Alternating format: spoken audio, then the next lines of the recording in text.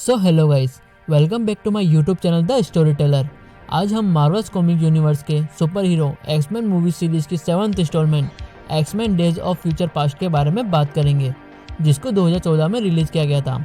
ये movie Wolverine 2013 के बाद की मूवी है, जिसमें लास्ट में चार्ल्स जेवियर और मैग्नीटो आकर लोगन को अपने साथ ले जाते हैं।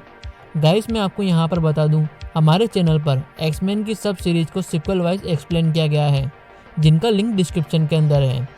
X Men the days of future past के स्टार्टिंग में चार्ल्स जेवियर की अपनी आवाज़ में फ्यूचर में न्यूयॉर्क सिटी में दिखाया जाता है, जहां पर ट्रास के बनाए गए सेंटिनल म्यूटेंट और म्यूटेंट की मदद करने वाले लोगों को मार रहे होते हैं, जिससे म्यूटेंट और इंसानों का अंत पास है।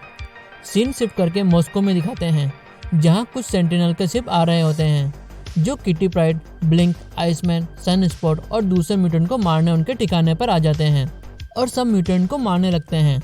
सब म्यूटेंट अपनी शक्तियों से सेंटिनल से लड़ते हैं। यहाँ किटी प्राइड के पास अपनी स्पेशल शक्तियाँ होती है, जिससे वो सेंटिनल्स के आने के बारे में पहले से पता लगा सकती है। किटी प्राइड अपनी शक्तियों से बिशप को उसके पास में भेज देती है, जिससे किटी प्राइड और दूसरे म्यूटेंट सेंटिनल के हमले से बच जाते हैं और अपने दूसरे ठिकाने पर पहुँच जाते हैं, जहाँ पर इनको चार्ल्स जेवियर, मैग्नीटो, लोगन और स्ट्रॉम मिलते हैं, जो सेंटिनल से बचे हुए होते हैं। लोगन पूछता है कि तुम सेंटिनल से कैसे बचते हो, तो किटी प्राइड बताती है कि वो उसकी शक्तियों से बिशप को टाइम के पहले भेज देती है, जिससे उस जगह पर आने वाले सेंटिनल्स के बारे में पता चल जाता है और वो सेंटिनल्स के आने से पहले वहाँ से गायब हो जाते हैं, जैसे वो वहाँ पर थे ही नहीं। मैग्नीटो चार्ल्स को बोलता है कि इसकी शक्तियाँ हमारे काम आ सकती है। किटी प्राइड बोलती है, मैं कैसे काम आ सकती हूँ, तो चार्ल्स जेवियर बताता है 1970 में बोलिवियर ट्रास नाम के एक वेपन साइंटिस्ट ने म्यूटेंट को रोकने के लिए सेंटिनल्स बनाए। उसने म्यूटेंट पर एक्सपेरिमेंट किया और उनके डीएनए से सेंटिनल्स को और पावरफुल बना दिया। इन सब के बारे में मिस्टिक को पता चल गया, इसलिए मिस्टिक ने यह प्रोग्राम आगे ना बढ़े, इसलिए ट्रास को मारने के लिए सोचा और पेरिस शांति सम्मेलन में ट्रास को मार दिया।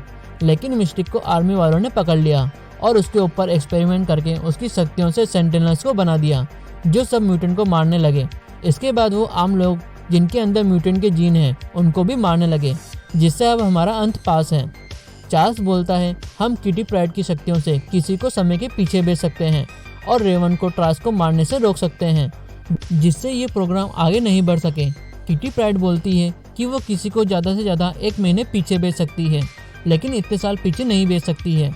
इससे समय में जाने वाले की बॉडी पर फर्क पड़ेगा और वो सहन नहीं कर पाएगा। लोगन बोलता है कि मेरे पास हीलिंग की पावर है और मैं कभी बूढ़ा नहीं होता हूँ और मेरे पास घाव बनने की भी ताकत है, तो मैं वहाँ पर जा सकता हूँ। लोगन की ये बात सुनकर चार्ल्स मान जाता है। अब टेम्पल के सारे दरवाजे बंद कर दिए जाते हैं और चार्ल्स और मैग्नीटो बोलते हैं कि तुम्हें मिस्टिक को रोकने के लिए पास्ट में मेरी और मैग्नीटो की ज़रूरत पड़ेगी। अब किटी प्राइड अपनी शक्तियों से लोगन को समय के पीछे भेजती है। लोगन को 1973 में अपने जवान रूप में दिखाया जाता है और वो वहाँ से एक कार से चार्ल्स जेवियर को ढूंढने उसके स्कूल में जाता है। दूसरी तरफ 1973 में ही ट्रास को दिखाया जाता है, जो यूएस मीटिंग में अपने सेंटिनल प्रोग्राम के बारे में बताता है। यहाँ एक आर्मी कैंप में कुछ सोल्जर्स को दिखाया जाता है, जहाँ पर म्यूटेंट सोल्जर भी रहते हैं। रेवन यहाँ पर एक आर्मी ऑफिसर का रूप लेकर आ जाती है और सभी अपने साथियों को उस आर्मी कैंप से भगा कर ले जाती है। लोगन स्कूल में पहुँच जाता है, जहाँ उसको हैंक मैककॉय द बीस्ट मिलता है। हैंक बोलता है, यहाँ पर अब कोई नहीं रहता है, ये स्कूल बंद हो चुका है। लोगन बोलता है उसे चार्ल्स से मिलना है और लोगन ज़बरदस्ती अंदर आ जाता है। लोगन चार्ल्स को ढूंढता है। लोगन को रोकने के लिए हैंक अपने बीस्ट वाले रूप में आ जाता है और लोगन को मारता है। तभी यहाँ पर चार्ल्स आता है, जो चल रहा होता है और पूरी तरह नशे में होता है। चार्ल्स बोलता है, तुम यहाँ से चले जाओ, तुम्हें यहाँ पर कुछ नहीं मिलेगा। लोगन बताता है, तुम और मैं दोनों दोस्त हैं। और अब लोगन धीरे धीरे चार्ल्स को सारी बातें बताता है, जो बस उसको ही पता थी। लोगन बोलता है, मुझे तुमने ही यहाँ पर भेजा है, हमें रेवन को ट्रास को मारने से रोकना होगा, क्योंकि उसके बाद रेवन को पकड़ लिया जाएगा और उसके डीएनए से सेंटिनल्स बनाए जाएंगे, जो हमें ख़त्म कर देंगे। चार्ल्स बोलता है उसको नहीं पता कि रेवन कहाँ पर है और चार्ल्स वहाँ से चला जाता है।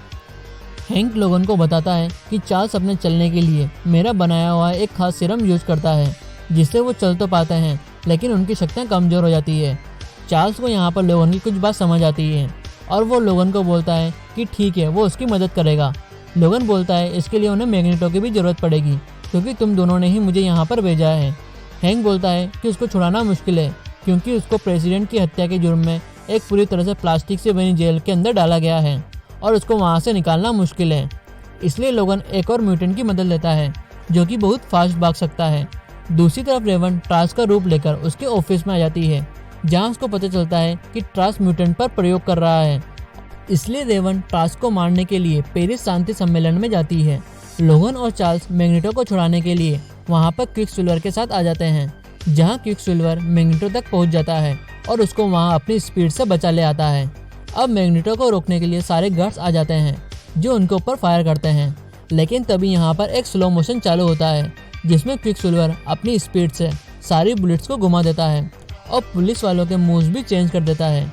ये सब बस कुछ सेकंड में होता है और लोगन, चार्ल्स और एरिक को क्विकसिल्वर वहाँ से बचा लेता है।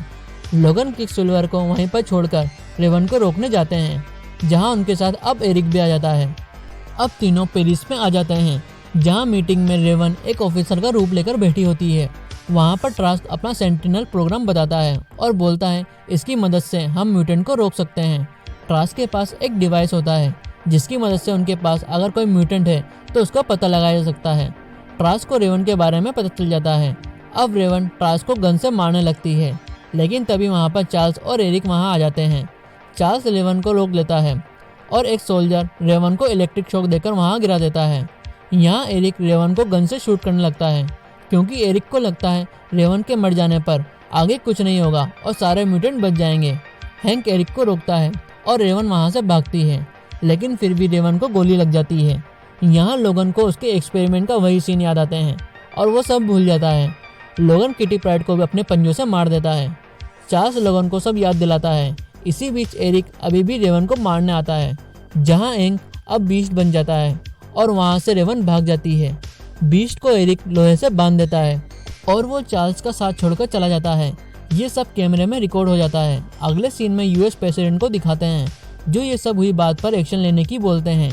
वहाँ पर ट्रास्क भी होता है, जो अपने सेंटिनल प्रोग्राम को शुरू करने की परमिशन मांगता है, जहाँ प्रेसिडेंट ट्रास्क को परमिशन दे देते हैं। दूसरी तरफ रेवन एरिक को ढूंढ लेती है और उसको पकड़ के बोलती है तुम मुझे मारना क्यों चाहते थे। एरिक बोलता है उनको फ्यूचर से एक मैसेज मिला है, जहाँ इंसान तुम्हारे डीएनए से एक म्यूटेंट को ख़त्म करने वाली मशीन बनाएंगे और सब खत्म कर देंगे। इसलिए मैंने सबका फ्यूचर बचाने के लिए तुम्हें मारना सही समझा। यहाँ से रेवन चली जाती है। लोगन और चार्ल्स वापस मेंशन में आ जाते हैं, जहाँ चार्ल्स पर उसका सीरम का असर कम हो जाता है और वो चल नहीं पाता है, लेकिन इससे उसकी शक्तियाँ वापस आ जाती है। चार्ल्स वापस उस सीरम को लेने लगता है तो लोगन उसको बोलता है हमें रेवन को ढूंढना होगा, तुम ऐसा नहीं कर सकते हो। लोगन के बहुत कहने के बाद चार्ल्स उस सीरम को नहीं लेता है। अब चार्ल्स रेवन को ढूंढने के लिए अपने सेरेब्रो का यूज करता है, लेकिन उसकी शक्तियाँ कमजोर पड़ने के कारण सेरेब्रो रुक जाता है। अब लोगन चार्ल्स को खुद के दिमाग को पढ़ने के लिए बोलता है, जिससे चार्ल्स को आने वाले भविष्य के बारे में पता चल सके। चार्ल्स लोगन के दिमाग को पढ़ते हुए भविष्य में आ जाता है, जहाँ चार्ल्स को खुद चार्ल्स और मैग्नेटो दिखते हैं। फ्यूचर वाला चार्ल्स पास्ट वाले चार्ल्स को बोलता है कि तुम्हें ये सब रोकना होगा, अगर तुमने नहीं रोका तो हमारा भविष्य खतरे में है। अब चार्ल्स लोगन के दिमाग से बाहर आ जाता है। यहाँ मैग्नेटो को दिखाया जाता है, जो एक ट्रेन जिसमें सेंटिनल्स जा रहे होते हैं उनकी मशीन में मेटल डाल देता है, जिससे वो सब मैग्नेटो के कंट्रोल में हो सके। अब चार्ल्स वापस अपने सेरेब्रो से रेवन को ढूंढता है और उसको वो मिल जाती है। यहाँ चार्ल्स लोगों के जरिए रेवन से बात करता है और बोलता है कि तुम जो कर रही हो वो गलत है, ट्रास्क को मारने से कुछ नहीं होगा। लेकिन रेवन बोलती है उसने सोच लिया है कि इसको क्या करना है, और रेवन वहाँ से एक एयरपोर्ट से चली जाती है। चार्ल्स को पता चल जाता है कि रेवन वाशिंगटन डीसी जा रही है, क्योंकि वहाँ पर ट्रास्क अपने सेंटिनल प्रोग्राम को पूरी दुनिया को बताने वाला है और वो वहीं पर ट्रास्क को मारेगी। हमें उसको रोकने के लिए वाशिंगटन डीसी जाना होगा। यहाँ से चार्ल्स लोगन के साथ वहाँ से निकल जाता है, जहाँ लोगन चार्ल्स को बोलता है कि तुम्हें ये सब रोकना ही होगा, वरना मेरा इतना दूर आना बेकार होगा। यहाँ मैग्नेटो को एक जगह पर दिखाया जाता है, जहाँ से वो सारे गार्ड्स को मारकर वहाँ से अपना हेलमेट ले लेता है। अब यहाँ पास्ट और फ्यूचर साथ साथ चलते हैं। फ्यूचर में चार्ल्स को पता लग जाता है कि सेंटिनल अब उनको मारने के लिए आ गए हैं, और पास्ट में चार्ल्स रेवन को रोकने के लिए उस इवेंट में आ जाता है और उसको ढूंढता है। साथ में मैग्नेटो को भी दिखाते हैं, जो एक स्टेडियम के अंदर आ जाता है और अपनी शक्तियों से पूरा स्टेडियम को हवा में उड़ा देता है। चार्ल्स को रेवन मिल जाती है और वो रेवन का दिमाग कंट्रोल करके उसे ट्रास्क को मारने से रोक देता है। फ्यूचर में स्टॉर्म और दूसरे म्यूटेंट सेंटिनल को रोकते हैं। पास्ट में एरिक ट्रास्क के बनाए गए सारे सेंटिनल्स को अपने काबू में कर लेता है और सब पुलिस फोर्स पर हमला करवा देता है। इससे प्रेसिडेंट और ट्रास्क वहां से भागते हैं। फ्यूचर में स्टॉर्म और बिशप सेंटिनल के हमले को रोकते हैं। मैग्नेटो अपनी पावर से उनके एयरशिप को उड़ा लेता है और पूरे शिप को सेंटिनल के ऊपर भेजकर उनको ब्लास्ट कर देता है। पास्ट में मैग्नेटो पूरे स्टेडियम को उठाकर उसी इवेंट वाली जगह पर ले आता है और चारों तरफ से बंद कर देता है, जिससे चार्ल्स वहां पर फंस जाता है और प्रेसिडेंट और ट्रास्क उनके खुफिया केबिन में चले जाते हैं। फ्यूचर में मैग्नेटो घायल हो जाता है और वहाँ सेंटिनल्स आकर स्टॉर्म को मार देते हैं। अब सारे म्यूटेंट सेंटिनल्स को रोकते हैं और उनसे फाइट करते हैं। यहाँ पास्ट में एरिक को रोकने के लिए बीस्ट और लोगन आते हैं, जहाँ बीस्ट सेंटिनल को रोकता है और लोगन एरिक को रोकने के लिए जाता है, लेकिन एरिक लोगन के अंदर लोहे के सरिये घुसा देता है, जिससे लोगन को दर्द होता है और वो एरिक के कंट्रोल में आ जाता है। अब एरिक लोगन को कंट्रोल करके उस जगह से दूर एक नदी में फेंक देता है। एरिक अपनी शक्तियों से प्रेसिडेंट के खुफिया केबिन को बाहर निकालता है, जहां अंदर रेवन भी होती है। ट्रास्क को अपने डिवाइस से पता चल जाता है कि उनके साथ एक म्यूटेंट है। अब रेवन ट्रास्क को मारने लगती है, लेकिन तभी एरिक पूरे केबिन को व्हाइट हाउस से बाहर निकाल के ले आता है और केबिन का गेट तोड़कर सबकी गन को कंट्रोल कर लेता है। अब एरिक वहाँ चल रहे सारे लाइव कैमरे को अपनी तरफ करता है और पूरी दुनिया के सामने म्यूटेंट्स को बोलता है ये हमें ख़त्म करने के लिए ये सेंटिनल प्रोग्राम बना रहे हैं, जो हमारे भविष्य को ख़त्म कर देंगे। अगर हम अभी एक साथ नहीं हुए तो हम अपना वजूद खो देंगे। इधर फ्यूचर में सेंटिनल धीरे धीरे करके सारे म्यूटेंट को मारने लगते हैं। यहाँ मैग्नेटो और चार्ल्स आखिरी बार एक दूसरे को अलविदा कहते हैं और आइसमैन थोड़ा और टाइम लगे इसके लिए पूरे गेट को आइस की वॉल बनाकर बंद कर देता है। पास्ट में एरिक के पास प्रेसिडेंट के रूप में रेवन आती है और बोलती है कि तुम ऐसा नहीं कर सकते।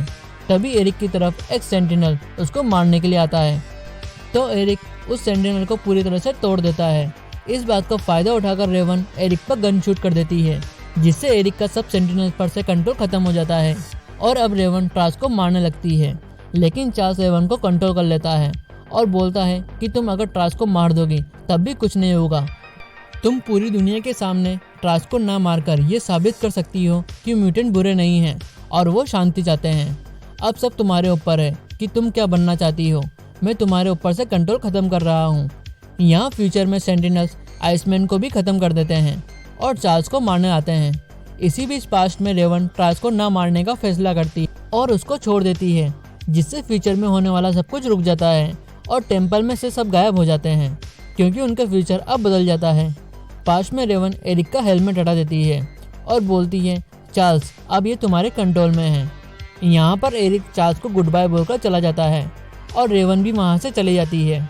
लोगन को पानी में डूबता हुआ दिखाते हैं और उसकी नींद स्कूल में खुलती है, जहाँ वो देखता है कि स्कूल में सब म्यूटेंट बच्चे होते हैं। लोगन को वहाँ पर जीन ग्रे और स्कॉट समर्स भी मिलते हैं, जो अभी भी जिंदा होते हैं। लोगन स्कॉट को बोलता है तुम्हें देखकर अच्छा लगा। चार्ल्स लोगन को बोलता है कि तुम अपनी क्लास नहीं ले रहे क्या, तुम्हारी हिस्ट्री की क्लास। तो लोगन बोलता है कि उसके हिसाब से हिस्ट्री थोड़ी अलग है। लोगन चार्ल्स को 1973 के बारे में बोलता है, तो चार्ल्स लोगन को वेलकम बैक बोलता है और अब चार्ल्स लोगन को पूछता है कि तुमसे अभी बहुत कुछ जानना है, तुम्हें लास्ट बार क्या याद था। तो लोगन बोलता है कि मैं डूब रहा था। वापस पास्ट में दिखाते हैं, जहाँ लोगन को पानी में से निकाल लिया जाता है और वो अभी भी जिंदा होता है। यहाँ न्यूज़पेपर पर एक न्यूज होती है जिसमें लिखा होता है कि प्रेसिडेंट ने ट्रास्क के सेंटिनल प्रोग्राम को रोक दिया है और ट्रास्क को म्यूटेंट पर एक्सपेरिमेंट करने के जुर्म में अरेस्ट कर लिया गया है। यहाँ मेजर स्ट्राइकर के रूप में रेवन रहती है, जो लोगन को वहाँ से ले जाती है। मूवी के मिड क्रेडिट सीन में मिस्र में एक लड़की को दिखाते हैं, जो एक बहुत बड़ी भीड़ के सामने अपनी शक्तियों से एक पिरामिड बना रही होती है। यहाँ पर X Men the days of future past movie का एंड होता है। सो गाइस, आपको ये मूवी कैसी लगी लाइक और कमेंट करके बताएं। आगे ऐसे ही और मूवी का एक्सप्लेनेशन देखने के लिए चैनल को सब्सक्राइब कर बेल आइकन को प्रेस करें। Thank you.